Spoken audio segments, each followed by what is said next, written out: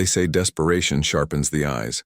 When you've slept 3 weeks in a sedan with your 7-year-old daughter curled beneath a donated blanket, you notice things other people walk past, like the crooked for sale sign leaning against a boarded motel off Route 9, its paint blistered by decades of sun. The placard read, $800 as is, an amount I'd scraped together from 2 months of day labor, selling scrap, and a tax refund I'd almost lost to an expired address. The Starlight Motor Lodge hadn't seen guests since the interstate bypass opened in 1987. 12 units stood in a horseshoe around a cracked lot where weeds pushed through asphalt. Most doors hung loose or missing. The office window was a sheet of warped plywood, but the deed was real, notarized at a county auction no one attended, and the elderly clerk who processed it seemed relieved someone finally cared. My daughter Maya pressed her face to the car window as we pulled in. "It looks like a haunted house, Dad." I wanted to tell her it wasn't haunted, just forgotten, that there's a difference between abandonment and ending, that sometimes what looks like ruin is actually possibility wearing a rough coat.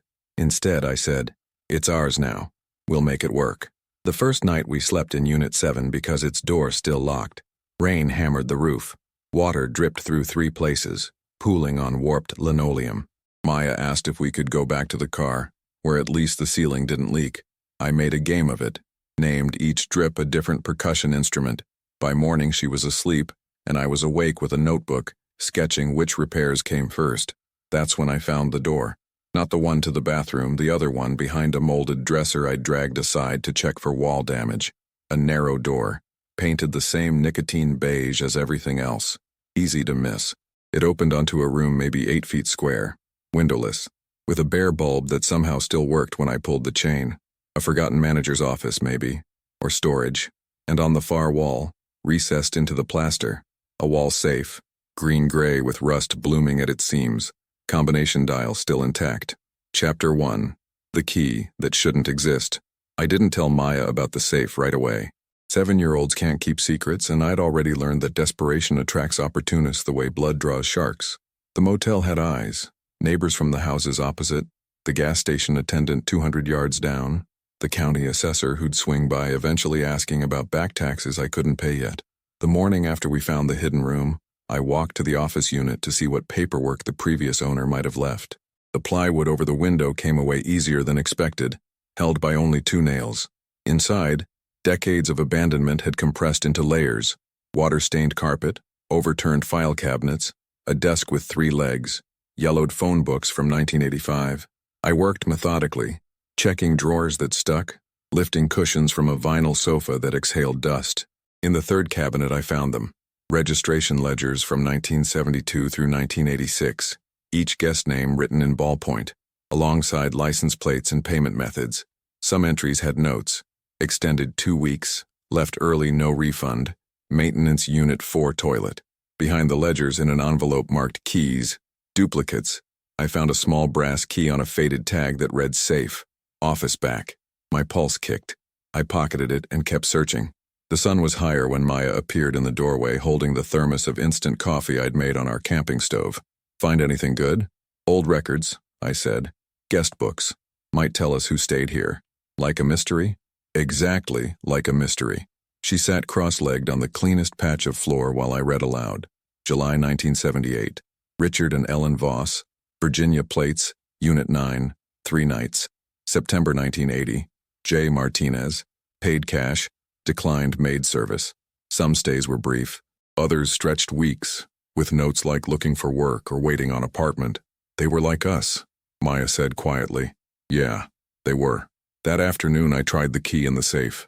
The lock cylinder was stiff with decades of rust, but oil and patience won. The bolt turned with a metallic click that echoed in the small room. I waited for Maya to fall asleep that night before opening it. Inside, no cash, no jewelry, no deed to hidden land, just documents. A stack of handwritten letters bound with a rubber band that disintegrated when I touched it. Receipts for building supplies dated 1972. A manila folder labeled Starlight Expansion, Plans. And beneath everything a black and white photograph of a man and woman standing in front of the motel when its paint was fresh and the neon sign glowed. On the back, in faded pencil, Thomas and Vera, opening day, June 1972. "We built this with our hands." I sat on the floor of that hidden room until the bulb's yellow light hurt my eyes. The letters were love notes, fragments of daily life, mentions of their daughter in college, hopes for retirement. The receipts showed a 15-year struggle: lumber, roofing, plumbing repairs, each expense carefully noted. The expansion plans detailed a second building that was never built, sketches of a pool, a playground.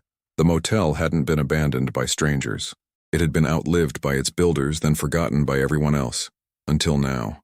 Outside, wind pushed through gaps in the siding, making the whole structure creak like an old ship. Rain started again, tapping the roof in that percussion I'd named for Maya. I folded the photograph carefully and slipped it into my shirt pocket. Thomas and Vera had built this place with hope and sweat. The least I could do was keep it breathing a little longer. Chapter 2. The Decision to Stay. The county assessor showed up 3 days later, a clipboard-carrying woman named Carson who walked the property with the air of someone calculating demolition costs. She found me patching the roof of Unit 5 with salvaged plywood and mismatched nails. "You the new owner?" She had to shout over the wind. "That's right. Property taxes are 14 months delinquent. Total due is $2,847 plus penalties. You've got 60 days before foreclosure proceedings." I climbed down slowly, buying time to think. Maya was inside Unit 7 doing her homeschool workbook, unaware that we might lose the only roof we had. $2,847. Plus penalties. I can pay in installments. Carson's expression softened slightly. Not much, but enough to matter. You'd need to start within 30 days, minimum $400 down. County's not flexible on that. $400. I had $93 in my wallet, earned from pressure washing a church parking lot. Maya needed winter clothes. The propane tank was running low. The sedan needed an oil change it wasn't getting. "I'll have it," I said. Carson glanced at the motel, at the boarded windows and sagging gutters. "Why this place? You could have rented something habitable for less." "Because it's ours." The answer came out simpler than I'd intended, but it was true. Renters can be evicted. Owners, even broke ones, have something to fight for. After she left, I sat in the car with Maya eating gas station sandwiches. She noticed my silence. "Are we in trouble?" "We're always in some kind of trouble, kiddo. That's just Wednesday. But we're staying?" I looked through the windshield at the 12 weathered units. In daylight, the place looked worse. Exposed lath, rust stains, shingles scattered like fallen leaves. But I thought about Thomas and Vera's photograph, about all those ledger entries, people passing through, people looking for something better. "Yeah," I said. "We're staying." That night I made a list by lantern light while Maya slept. The roof needed emergency patches on 4 more units. The plumbing in 3 bathrooms was frozen or broken. Every window needed resealing. But I also had skills. Carpentry from working construction, plumbing from a desperate summer helping a landlord who paid cash, electrical basics learned from YouTube videos in library parking lots. What I didn't have was $400 in 3 weeks. The solution came from an unexpected place. While securing a tarp over Unit 3's collapsed section, I found copper pipes in the crawl space. Old, but salvageable. 2 units had water heaters that hadn't worked in years, which meant copper coils. The office had brass fixtures under decades of corrosion. It felt like scavenging my own property, but survival required pragmatism. I spent 2 days carefully removing copper from places that wouldn't compromise structure, wire from abandoned junction boxes, brass from fixtures I could replace later with cheaper alternatives. The scrapyard paid $287, and the clerk didn't ask questions. I needed $113 more. 3 weeks. Chapter 3. First Clues. The guest ledgers became my evening reading. After Maya fell asleep and I'd finished whatever repair consumed that day's light, I sat in the hidden room reading names and dates, trying to understand who Thomas and Vera had been beyond the photograph and the careful receipts. Some guests appeared repeatedly. Paul Hendricks, Unit 11, weekly rate, June-October 1976. 7 entries, each noting paid in advance and maintenance help offered. In the margin of the August entry, someone, probably Vera, based on the handwriting, had written, "Fixed units 2-4 doors, refused payment, says he's grateful." I found Paul Hendricks mentioned in one of the letters from the safe. Thomas writing to Vera while she visited their daughter. Paul stayed to help with the rewiring even after his work crew moved on. Says the starlight gave him a place to land when he needed it most. Some people remember kindness. The pattern repeated. Sandra Ellis, Unit 6, extended stay March-April 1981, helped with spring cleaning. The Kowalski family, units 8 to 10, 2 months 1979, left garden seeds and thank you note. The motel hadn't just housed travelers. It had been a way station for people rebuilding their lives, and Thomas and Vera had quietly made that possible. I found the garden plot on the 4th day. Behind Unit 12, near where the parking lot dissolved into scrub grass, something green pushed through weeds. Bean plants, wild but vigorous. Volunteers from seeds 30 years dormant. Nearby, half buried under dirt and pine needles, a hand-painted sign, "Guest Garden, help yourself." Maya discovered it the same afternoon. "Dad, there's food growing. Technically that's weeds, but it's bean weeds." She was already gathering the pods, examining them with the intensity of an archaeologist. We ate them that night, boiled with salt. They tasted like summer and resurrection. The next morning, exploring the crawl space under Unit 9 to check for foundation damage, I found something that stopped me cold. Carved into a floor joist, barely visible under decades of dust. Paul H. 1976. This place saved me. That evening, I showed Maya the photograph of Thomas and Vera. The people who built this place, they helped folks like us. People with no house. People who needed a chance. She studied the photo carefully. "Do you think they'd be mad we're living here?" I thought about the letters, the ledgers, the garden that still grew wild. I think they'd understand.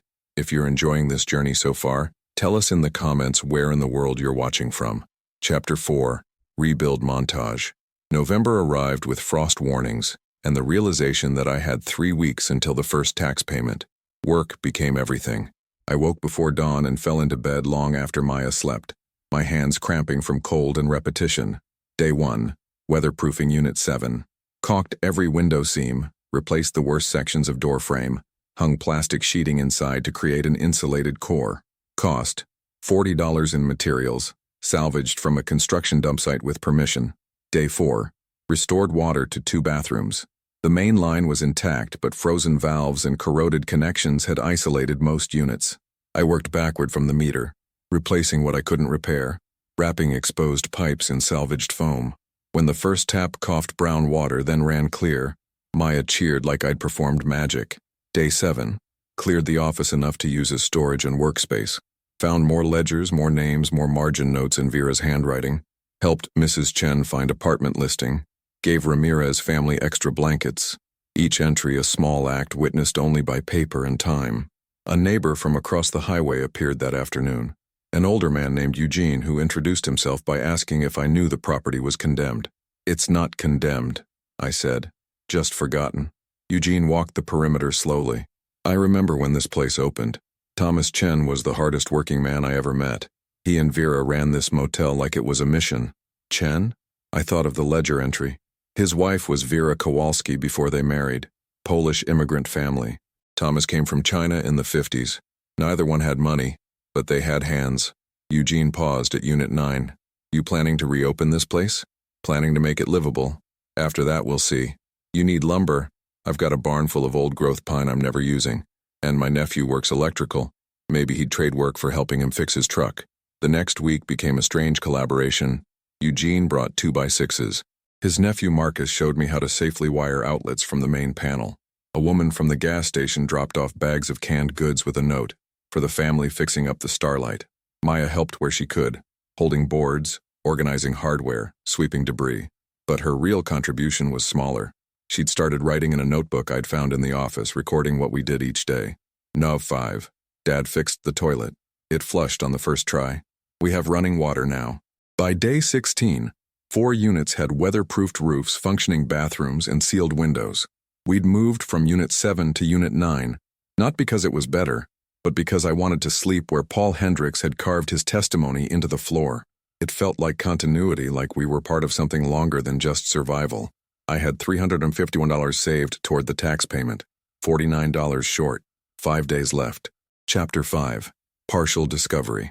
The breakthrough came from the expansion plans I'd found in the safe. I'd studied them multiple times, blueprints for a second building that would have doubled the Starlight's capacity, complete with a proper lobby and laundry room. But I'd assumed they were just dreams on paper, abandoned when the interstate bypass killed their business. Marcus noticed something I'd missed while we were rewiring Unit 4. "You see this?" He was pointing at the breaker box where a conduit ran into the wall then disappeared. This line doesn't go anywhere in the building, it's running outside. We followed the conduit through the crawl space and outside to a junction box half buried in weeds 50 feet from the main building. From there, it continued underground toward the back of the property, near where the parking lot ended. That's a lot of wire for nothing, Marcus said. We walked the line, following the slight depression in the soil. It terminated near a concrete pad I'd assumed was just a dumped slab, but seeing it now, comparing it to the blueprints, it matched the foundation diagram from the expansion plans. They'd started building the second structure. I spent the afternoon excavating carefully with a shovel. 6 inches down, I hit rebar. 12 inches revealed the edge of a formed foundation, never finished but properly poured. Someone had invested real money in this dream. By evening, I'd uncovered something else. A wooden box, wrapped in deteriorating plastic, buried at the foundation's corner. Inside, protected from moisture, a construction diary. The entries started June 1983 and ended abruptly in March 1984. Thomas's handwriting, concise and purposeful. June 8th, broke ground. Eugene helped dig. Foundation form complete by Thursday if weather holds. August 12th, Vera's medical bills arrived. $8,400. Insurance covers half. Used expansion fund to pay balance. Will rebuild fund by spring. October 3rd, daughter Sarah needs help with college. Expansion on hold. March 15th, 1984. Interstate bypass approved. Traffic already dropping. Expansion canceled. Vera says this isn't failure, we gave people shelter when they needed it. She's right, but it still hurts to bury a dream. The final entry was a single line. Left box for whoever comes next. Maybe you'll finish what we couldn't. Thomas Chen. I sat on that buried foundation as afternoon became evening, holding a dead man's diary and crying for the first time since Maya's mother left. Not from sadness, from recognition. Thomas and Vera had faced the same impossible math I faced every day. Survival versus dreams. Immediate crisis versus future hope. And they'd chosen people over expansion, kindness over profit, until the world moved on and left their motel to decay. But they'd also left instructions. Tucked in the diary's back cover, a hand-drawn map of the property showing buried pipe locations, electrical runs, and a water line I didn't know existed. Also, receipts for paid-in-full property improvements, stamped and notarized, potentially valuable for tax purposes. I wasn't just renovating. I was completing something someone else had started with love and gotten interrupted by life. When I showed Maya that evening, she read the last entry twice. Are we going to finish it? Maybe someday, I said. First, we have to keep what we have. She nodded seriously, then added the diary to her growing collection of starlight discoveries. That night I noticed she'd started her own entry in her notebook. We found the beginning of something. Dad says maybe we can finish it. I think we already started. Chapter 6. Escalation. The storm came November 18th, 2 days before my tax payment deadline, and 93 hours after my sedan's transmission died in the gas station parking lot. The Weather Service called it a significant meteorological event. Translation: winter had arrived 3 weeks early with freezing rain, 40-mile winds, and temperatures dropping to 15 degrees. I'd weatherproofed 4 units and thought I was prepared. I was wrong. The first leak opened in Unit 7's ceiling at 2 a.m., directly over where Maya slept.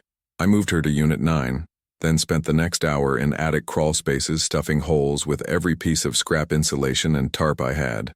The rain was horizontal, pushed by wind that found every gap in the motel's aging skeleton.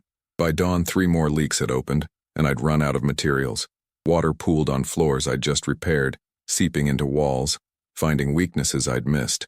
The temperature dropped further. Water in the bathroom pipes froze despite my wrapping job. A section of gutter on Unit 12 tore loose and crashed into the parking lot, taking part of the fascia with it. Maya watched from Unit 9's doorway, wrapped in both our blankets. Is it going to fall down? No, I said, with more confidence than I felt. It survived 40 years of weather. It'll survive this. But the storm had revealed something worse than leaks. Standing in the parking lot trying to salvage the fallen gutter, I noticed movement in my peripheral vision, a white pickup truck idling near the entrance. When I looked directly at it, the driver pulled away. Not fast, not guilty, just watching. Eugene stopped by at noon fighting the wind to hand me a thermos of hot soup. Saw Pritchard's truck earlier. He's still circling? Who's Pritchard? Developer. Bought up 3 properties on this stretch last year, waiting for owners to give up so he can grab the land cheap. Noticed him driving past since you moved in. This place isn't for sale. I know that. Question is whether you can hold on long enough for him to believe it. After Eugene left, I assessed the damage. 2 units had major roof compromise. The office had water seeping through the wall. My emergency repair supplies were exhausted. I'd spent $47 on materials just that morning, and I still needed to come up with the tax payment in 2 days. The math wasn't working. Worse, Maya's cough had returned. She'd had bronchitis twice in the car during October, and I recognized the tight wheeze. She needed somewhere warm and dry. We had neither. That afternoon, Pritchard himself showed up. 50s, pressed jeans, practiced sympathy. Hell of a storm. Place taking a beating? We're managing. He walked the perimeter uninvited, assessing. I'll give you $3,000 cash, cover your back taxes, and you can walk away before this thing collapses on you and your kid. Not interested. Winter's coming. This building won't make it. And from what I hear, you're short on the tax payment that's due Friday. He smiled. $3 grand. Tomorrow. You could get an apartment, start over somewhere warm. After he left, I sat in the hidden room with Thomas's diary. The entry from March 1984 stared back. This isn't failure. We gave people shelter when they needed it. But what if keeping the starlight meant risking Maya's health? What if pride was just another word for reckless? I counted my cash 3 times. $351. $49 short. 2 days left. No miracle in sight. That night the wind nearly took Unit 5's entire roof. I heard the crack, felt the building shudder, and spent 3 hours in freezing darkness hammering emergency braces. When I finally came inside, Maya was awake, her cough worse. We need to leave, she whispered. You're going to get hurt. I'm fine. Dad. She pulled out her notebook, showed me her entries. Nov, 10. Dad worked 14 hours. Nov, 14. Dad hasn't eaten all day. Novem, 18. Storm night. Dad looks really tired. 7 years old and already keeping accounts. If this restoration story has you hooked, hit like. It helps us bring more lost places back to life. Chapter 7. Second Discovery and Turn. Friday morning, 5 hours before the tax office closed, I made the decision. I'd sell the copper bathtub in Unit 11, a vintage clawfoot I'd been saving because it was beautiful and rare. The scrap value would cover the remaining $49 plus a little extra. I was prying it loose from rusted pipes when Marcus arrived with 2 people I'd never met. A woman, maybe 60, and a younger man with a contractor's tool belt. This is Elena Ramirez and her son Michael, Marcus said. They read about you in the county news blog. What news blog? Elena pulled out her phone, showed me an article titled, Local Father Renovates Historic Motel While Fighting Foreclosure. Someone, probably Carson the assessor, had tipped off a community interest reporter. The piece was sympathetic but accurate. Broke single dad. Property taxes due today. Racing winter. My parents stayed here in 1979, Elena said. When they first came from Mexico, couldn't find housing anywhere because Dad's English was rough and nobody would rent to immigrants. Thomas and Vera didn't care. Charged them weekly rates. Helped Dad find construction work. Let my mom use the office phone for job interviews. They stayed 3 months, saved enough for first and last month's rent. She paused, looking at the battered building. My father always said Thomas Chen saw people, not problems. And now you're trying to save his place while some developer wants to tear it down for storage units. Michael held up his tool belt. I'm a licensed contractor. If you need help, I've got time. I can't pay.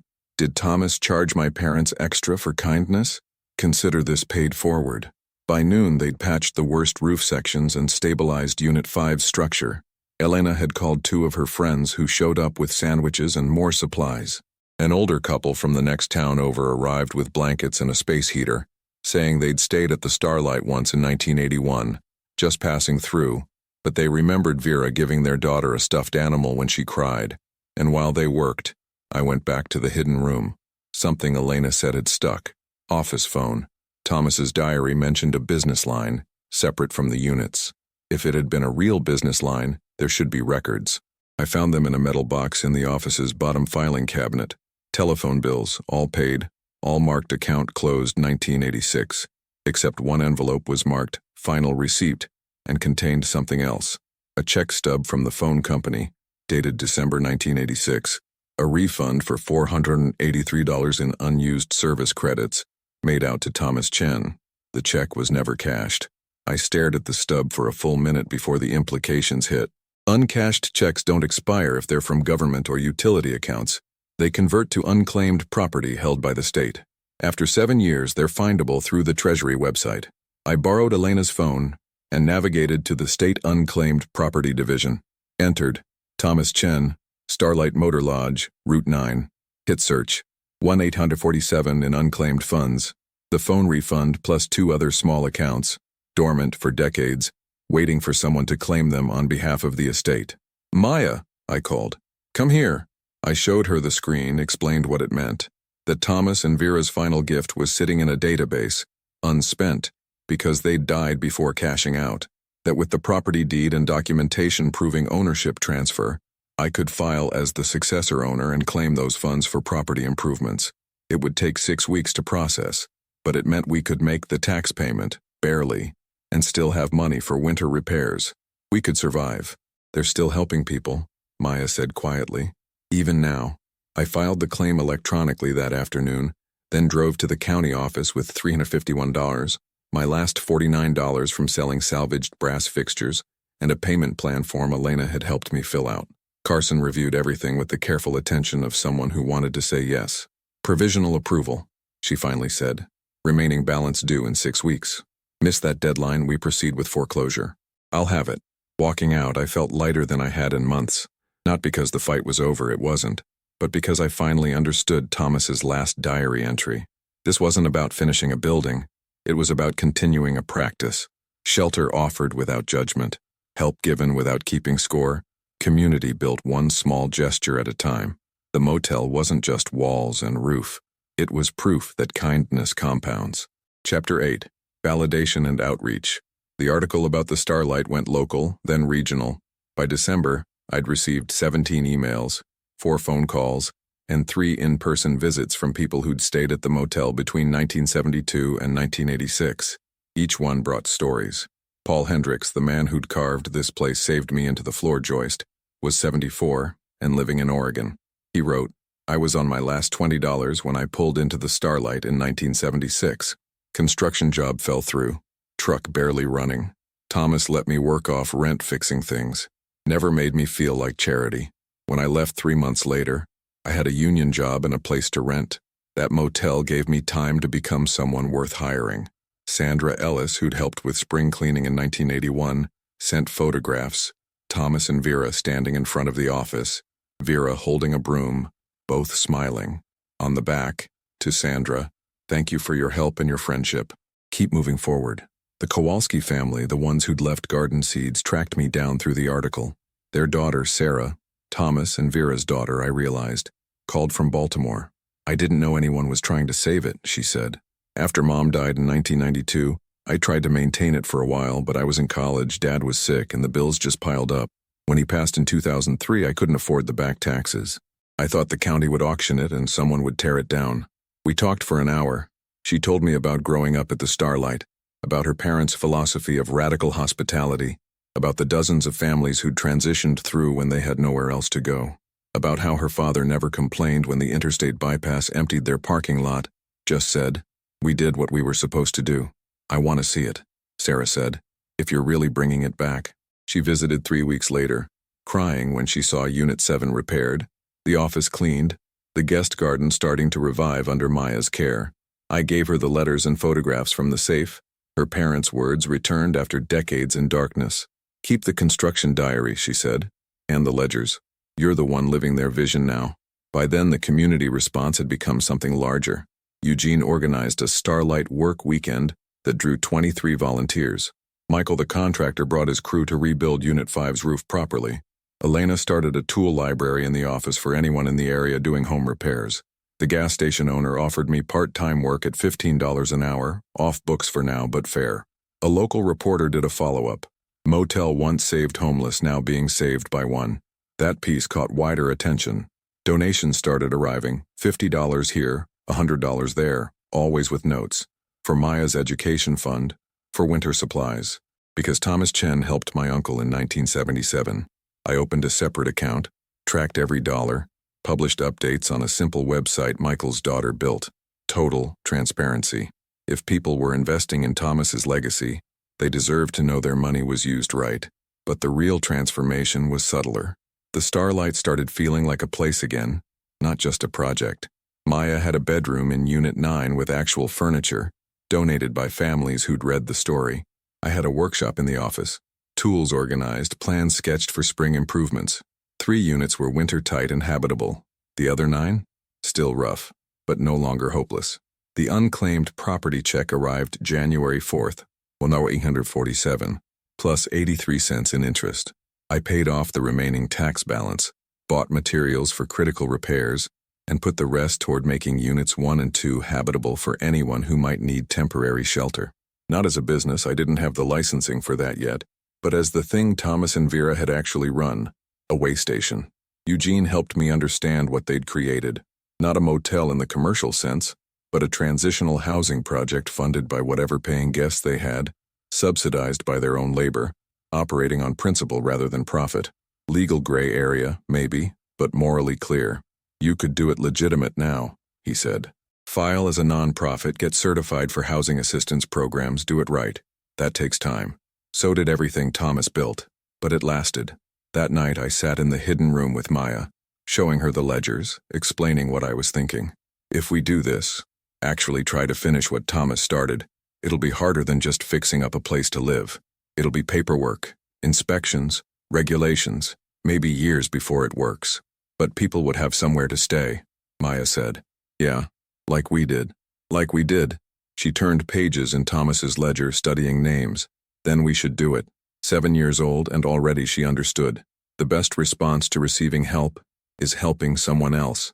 Chapter 9. Resolution March brought inspections.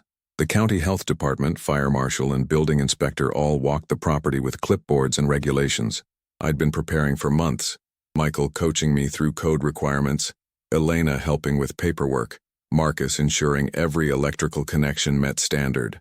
4 units passed with minor notes. 2 needed additional egress modifications. The others, still rough, but improvement plans filed and approved for sequential renovation.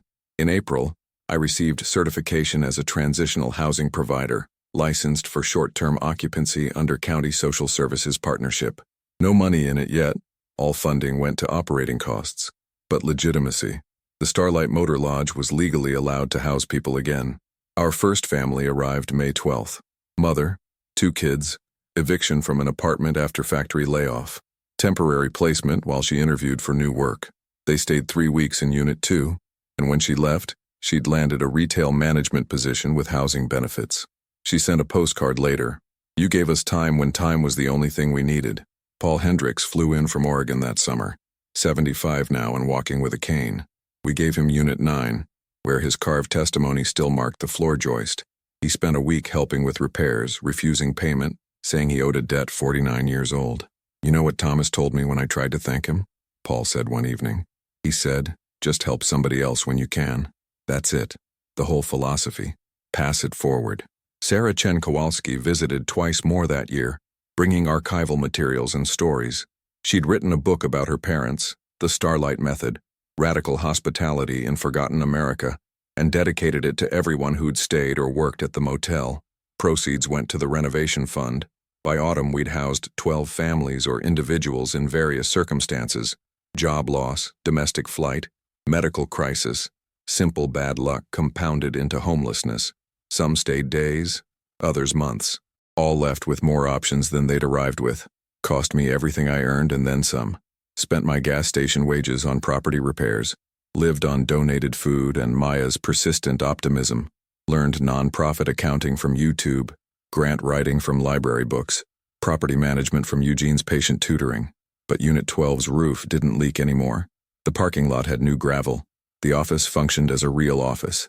The garden produced tomatoes, beans, squash. The neon starlight sign, restored by Marcus with historically appropriate bulbs, glowed at night again for the first time since 1986.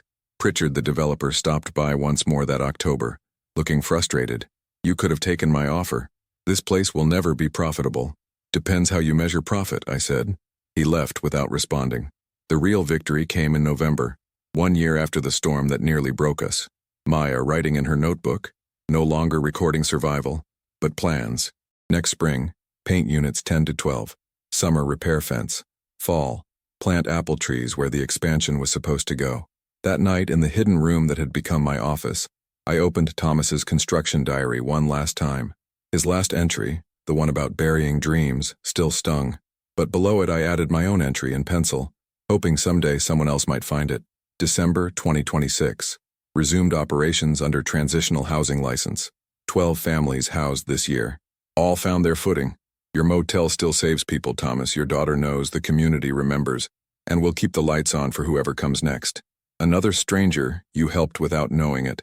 I closed the diary, returned it to the safe with the photographs and letters, and locked it again. Not hiding history, just keeping it safe for the next person who might need proof that small kindness, accumulated over decades, builds something stronger than stone. Outside, Maya was showing two new arrivals, a father and daughter, their sedan packed with everything they owned, to Unit 1. The girl was maybe 8, scared, watching her father's face for signs of disaster. I'd seen that expression before. In mirrors, in Maya's eyes, in the ledger's margin notes. The Starlight Motor Lodge had been dying since 1986. But dying isn't the same as dead. Sometimes resurrection is just stubbornness dressed as hope, backed by enough people who remember being helped when they had nothing. We weren't rich. We weren't secure. The fight wasn't over, probably would never be over, but we had a roof that didn't leak, a community that showed up, and proof that Thomas and Vera's philosophy still worked. See people, not problems. Offer time, not judgment. Build something that outlasts you. That's enough. That's everything.